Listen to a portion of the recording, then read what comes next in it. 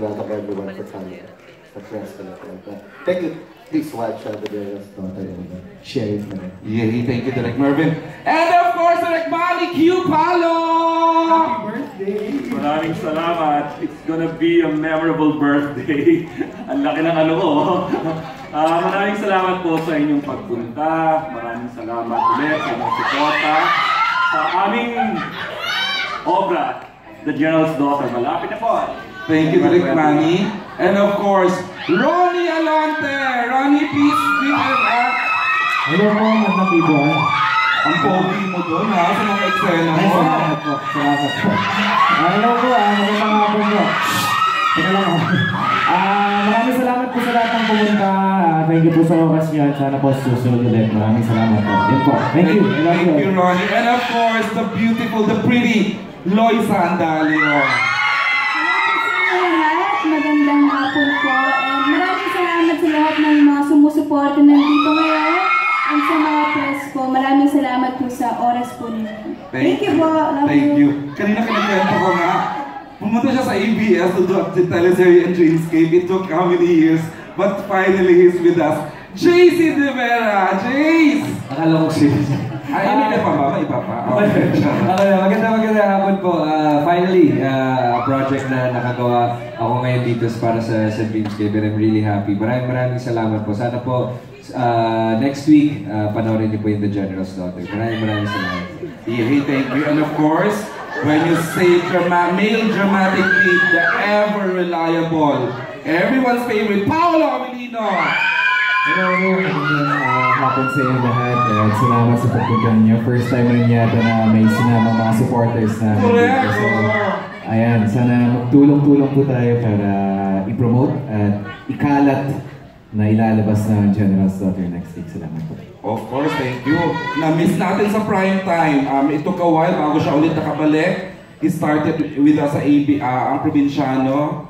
Isa sa pinakamahusay talaga naman. Mr. Arjo Ataide! Yes po, good evening sa inyo po lahat. Maraming salamat sa pagsama sa amin dito.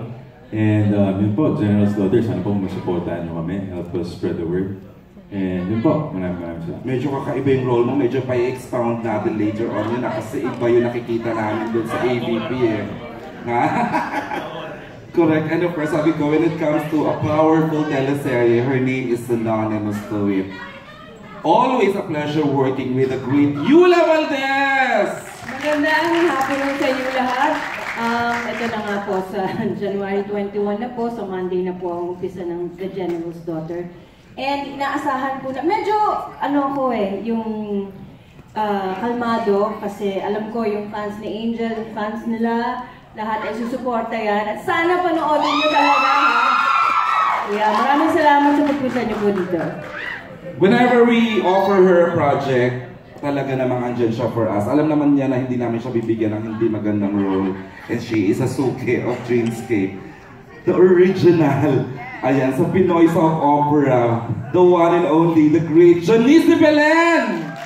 Hello everybody. Medyo matagal-tagal mong hindi ginagawa ang ganito. So na-miss ko. Hello, I'm back. Ano bang huli mo sa amin, Mars? Honesto. Dreamscape, honesto. Hindi na. Hindi, honesto yung huli. Wansa. Charong lang. Joke. Ayan. At eto pa, alam naman niya kung gaano namin siya kamahal. Every time, parang Janice yan eh. Parang Yula, Janice, yung mga cherry pie. Pero siya yun, pagdating sa lalaki, siya yun talaga namang nakareserba ang magagandang role para sa kanya. Ang mahal natin, Tears of Lucifer. Thank you. Salamat. Mga kaibigan ng The Press, isang teleserye pong pwedeng ipagmalaki and I'm so honored na nakabilang po sa isang grupo ng super powerful actors and actresses at talagang may papangako namin na it will be exciting for every episode, for every night that you will be watching us. So please, invite us into your living rooms and we will try our best to bring to your living rooms fun entertainment. Salamat po. Nakakatakot ka dito ko yung beer? Itong, sabi ko nga, royalty. We're happy that she's with us. The Diamond Star herself, Inay Maricel Soriano, please, Nay! sasabihin ko. Ayun. Nanangalay kayo kakapanood dun sa di ba? Nay, are you happy? Very happy and excited. Kasi nga, nakasama ko na si Angel. Ito naman maraming hindi pinaniniwala. Actually, yung oo na, hindi. Oo nga, hindi.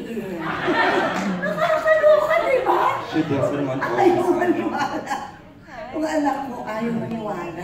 O, sabi niya ko paingay. Saan daw? Tonight, the feeling is mutual. She mentioned that she has been really looking forward to really working with you. Puro really. Ayan, oo. Thank you, Nay. And after 5 years, she is back with Dreamscape family, the general's daughter herself, Miss Angel Locsin. Ay, pa rin ako makarecover sa she is back. Nakatingin lang po ako, pero maraming salamat po sa lahat po na nagpunta dito, sa mga kakakita ko pa lang po, sa mga supporters po na maraming salamat po sa pagbibigay ng oras sa amin. At sa mga kaibigan po natin sa press, nakasama po namin noong nakaraan. Hello po ulit sa mga kakarating lang din po ngayon. Sana po mag-enjoy po kayo dito sa ating press con. At tulungan niyo po kami para mas malaman pa ng maraming tao itong pinaghirapan nating serye. Announce ko na lang bago yung tuloy sa Q&A, kasama rin po siyempre si Albert Martinez and Riza Senon dito sa teleseryeng ito. Pinagdamot lang sila ng mga programa lang existing, ayaw i-release. Yes, partner. We were considered for a role here, which is so different from the, lalo na yung mga panahon pa ninyo, you know who. Oh my God. So 50 years ago. Yeah, yung gusto kong malaman. Kasi parang, ano ka dito, may pagka-kontrabida. Think you have second thoughts about accepting the role? No, actually, sabi ko nga, Ate Ethel, I was very much honored na kinausap nila ako tungkol dito. And yung sinasabi ni Direk na yung daw trabaho namin, half ng work nila nagawa na. Actually, kanya siguro partly nakapaghanda kaming mabuti because nung ino-offer nila sa akin yung role, nung ikwinento nila sa akin yung gist ng istorya, doon pa lang makikita mo na kung anong klaseng karakter yung iyong gagampanan, kung anong klaseng buhay ang dapat mong ibigay sa kanya, kung ano yung kanyang pagkatao, kung ano yung magiging interaction niya sa bawat karakter. So, kami naman, inihanda rin nila kaming mabuti bago kami nakapagsimula. Gaya nga sabi niya, almost 1 year in the making ito yung preparasyon niya. So, nakaka-excite, Ate Ethel, nakaka-excite, nakakataba ng puso na ako yung kinonsider nila para sa role. And now, challenge naman sa amin talaga is to put our best foot forward sa tulong ng mga direktor namin at sa tulong din ng mga kapwa ko artista upang ang bawat karakter ay talagang mabigyan namin ng napakagandang buhay at magiging napaka-integral na bahagi ng buong istorya ng The General's Daughter. Alam mo kung makaka-eksena mo madalas dito si Albert Martinez. Yes, isang napakagaling na artista. Kaya nga, first time together niyo? First time kami magkaka-work talaga ni Albert. That's why I was looking forward to this. Dahil sabi ko nga, di ba? Napakagaling niyang napakagaling niyang magiging, actually, yung hindi naman talaga yung first time, yung maging katunggali. Yung directly na opposing kami against each other. So yung challenge is how do we work it out para ang bawat eksena namin maging more colorful, more fiery, more interesting, both physically and intellectually. Tita Ethel? My last question to either of the two directors. Sure po. Of the narrative is a family drama. Ito'y tungkol sa isang anak na pinanganak sa pagitan ng dalawang awayan ng dalawang pamilya. So I'm sure makaka-relate hindi lamang yung mga taga-military o asawa ng mga military men o ang mga pamilya ng mga ng military personnel, kundi sana lahat ng manonood kasi kwento talaga ito ng pamilya, kwento ito ng lahat ng mga nangyayari sa lipunan natin sa ngayon. Angel, Hello, Mars. Hi, Mars. Oo. Hello. Ayan na. Anong pakiramdam ngayon na ito na yung pinakahintay-hintay mo? Feeling mo ba bumawi ang ABS-CBN sa 5 taong wala kang Teles Primetime serye sa ibinigay sa'yo ganito kalaking project? Honestly, hindi naman po kasi sumasweldo naman po. Wala akong ginagawa. So, okay lang po sa akin. In-declare niya. Kung mas favor po sa akin yun. So ngayon, kailangan ko na daw po mag-work kasi 5 years na daw po ako sumisweldo. Yun. Pero kagaya nga po na na-mention ko kanina sa AVP, I think ito yung perfect moment na babalik po ako ng teleserye kasi parang nandito po lahat ng mga dream kong maging katrabaho. Kung alam niyo lang po yung excitement ko nung nalaman ko, nagkita-kita kami sa Storycon kung sino yung mga kaharap kong artista, hindi po ako nakapagsalita talaga. I think tahimik lang yata ako buong Storycon kasi parang, eto ba yun? Yung sinabi sa akin ni Sir Deo na inaas niya ako kung sino mga gusto kong makasama. Sabi ko po, Sir Deo, I trust you, kayo na pong bahala. Surprise me! Ganoon ako siya. Grabe naman po. Na-surpresa naman po ako ng bonggang-bongga naman talaga. Hindi ko akalain na isang Diamond Star. Makikita ko kung paano siya off-cam and kung paano kaganda yung mata niya pag umaarte siya, kung gano'n siya kakulit off-cam. Si Amor Powers na dati ginagaya lang namin nung high school. Tapos may nakakausap ko siya. Tapos sobrang trooper. Hindi kali. Kasi 10 years po ako sa high school. Tapos sobrang trooper, sobrang cool. Kung paano yung get-up niya, lagyan niyo lang po ng combat boots yung heels niya. Ganun lang po siya. Tapos parang naka-biker leather jacket. Ganun. Sobrang cool. Kasi Ate Janice, kinukwento ko sa kanya dati na alam mo ba ate na nilapitan kita, sabi ko, ate, may napanood ako, hindi ko matandaan yung title, hindi ko matandaan kung sino kasama mo, ang natatandaan ko lang yung mga mata mo. Tapos sabi niya, huh? Okay.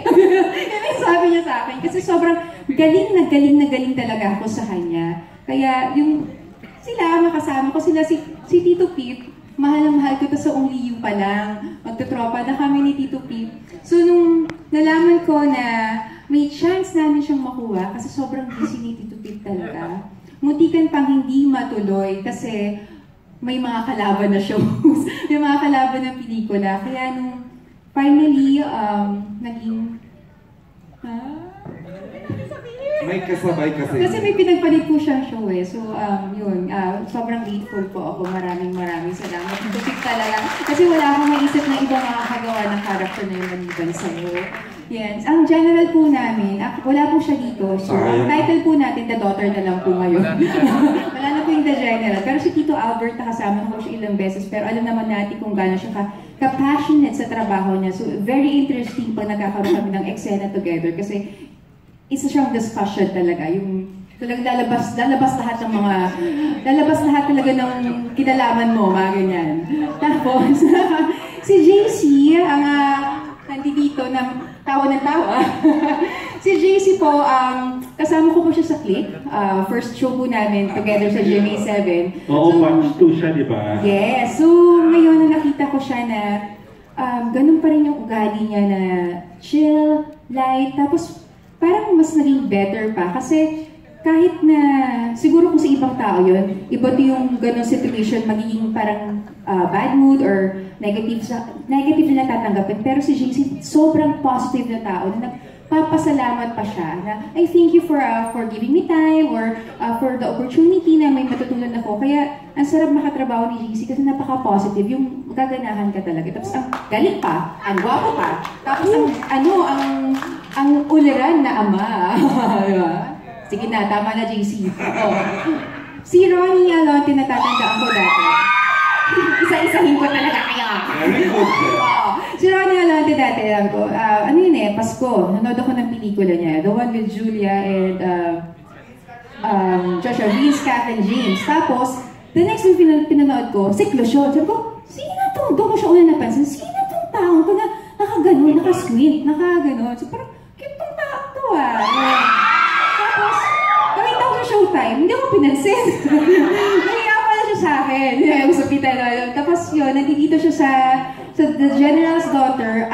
Ang sweet pala niya na tao. Maayahadin pala siya, Ganon. Parang akala ko dati, sino tong bad boy image na to? Hindi pala, sweet pala siya. Ang sama na tingin sa Dalawa akin. kong sweet siya kasi sweet siya kay Loisa. So, Loisa, hindi ko si Biko, I'm very excited na makatrabaho ko siya kasi minsan nakikita ko yung post ng mga fans na parang sabi medyo may hawi, gano'n, yung nagsisimula si Loisa. So, nititigan ko si Loisa, sabi ko parang mas maganda naman siya sa akin. Mas malamang naman siya sa akin. At sa age niya, yung pagiging professional niya at saka yung husay niya, nakaka-impress talaga. So, looking forward pa ako sa mas maraming eksena kay Loisa. Mukha na siya mag-Loisa. Gano'n. Arjo, maraming salamat. Tinanggap mo itong role na talaga. Abangan niya si Arjo dito kasi iba talaga yung atake niya. And hindi po siya ganun off-cam. Gusto ko lang po i-clear. Pero may tendency sinasaway naman po namin. Pero hindi naman niloko na. Si Arjo, pagkausap mo sa set, normal lang. Tapos bilang pag nagsabing action, ay nagtatransform naman po talaga. At ready siya. Alam niya yung props niya. Mayroon na siyang dalang props, alam niya na yung costume niya. Kasi wala na kayong problemahin sa kanya. Ready na siya. Ganun siya ka-professional. At kaya pala, nung lumabas siya sa TV, grabe yung hype, grabe yung nagtitrending siya, ganun. Kasi ganyan pala talaga siya. And Paolo, nasa kanya. Ang hirap na pag-usap, exorcist, nakaganon eh. Si Paolo, munti ka na kayo magkatrabaho before, hindi natuloy. So, now I'm very happy na finally ito natuloy na. Nagkaroon kami ng chance sa MMK. Tahimik ka pa nun eh. Hindi ka masyadong nagsasalita. Oo. Hindi talaga. Kahit naman dito pero medyo bumabangka na siya. So parang, I think masaya naman siya kasama kami. Pero ang galing ni Paolo, unang eksena pa lang, bihira lang kasi ako makita ng artista na first scene, alam niya na agad yung character niya. Akala ko pa naman, ako yung manggugulat sa kanya sa gagawin ko. Hindi ako naka-arte, nanood ako sa kanya. Kaya nakaka-amuse. So, thanks, Pao. Ayun. Sino pa ba na-miss ko? Ang dami ko na sinabi.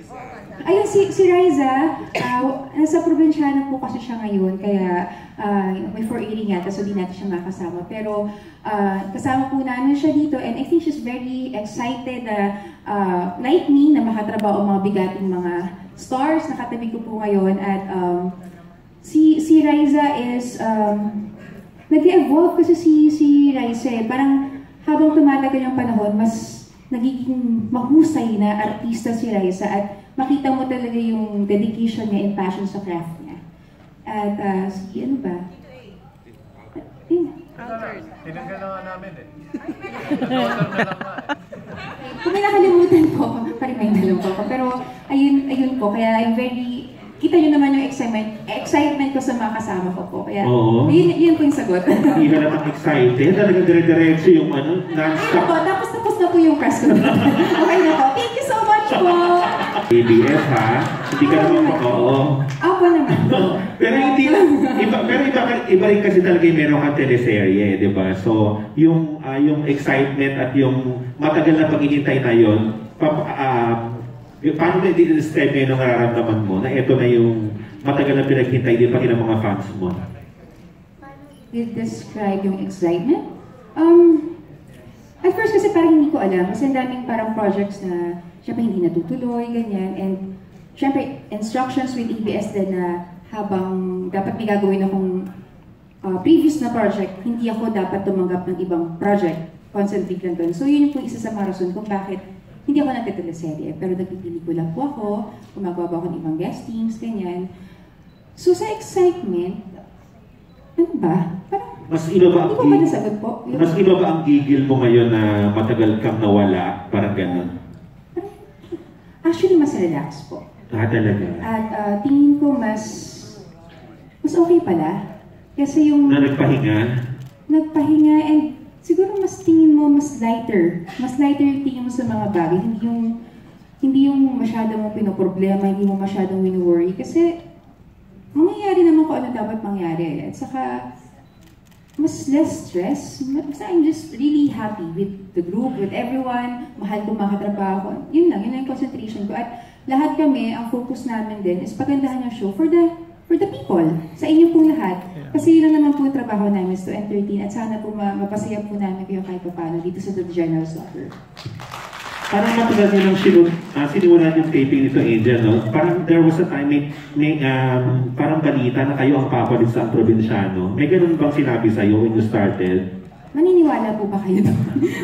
Hindi po, kasi wala naman pong sinabing ganun. Ang sabi lang, Dreamscape project, and yun, ever since wala naman po akong hinihinging time slot, alam naman po ng management yan eh. Kung ano pong ibigay nila, gagawin ko lang po yung trabaho ko. So, happy po kung ano po maging desisyon ng Dreamscape. Anong reaction mo dun sa title mo na Action Drama Queen? May palakpak? Actually, ako lang tiyata sa batch namin na walang title. Ngayon meron na.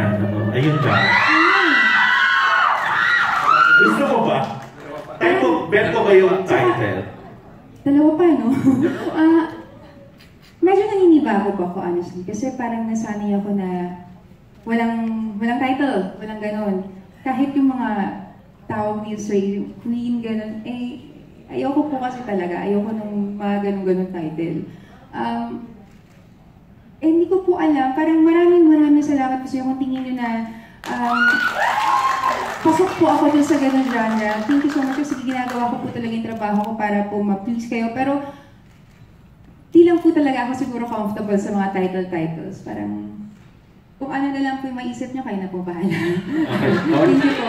Last na Angel. So bakit tatlo ang lalaki mo dito? Si Jay. Ako, medyo triggered po yung character ko. Oo, si Pado, si Arjo. Pati si Arjo rin ha. Mayroon din kayo love interest pa. May love angle. Oo, so Jen, Hindi pa na rin po. Kinses. So, Jen, ano ka ba? Okay ka ba halimbawa mayroong intimate scenes ka with your partner? O hindi ka na, parang graduate ka na sa mga kissing scenes, ganyan? Ay, ano naman po tayo may MTRCB naman po tayo. So, alam naman, may idea naman tayo kung hanggang saan lang ang telebisyon. At wala naman pong kaming, ang mga writers na intention na lumampas sa ganun. Kaya, wala naman kung anong pwede sa telebisyon, yun naman po yung mga safe, di ba? So, wala namang problema. At ako, artista ako, kung anong kailangan ng script, kung tingin kong tama yun sa story at hiningi ng director ko, gagawin ko po. Pero, pang-TV yung po. Thank you, Jen. Hindi naman po Oh. ipapalabas, di wala naman po. Sayang na. Oo. Thank you.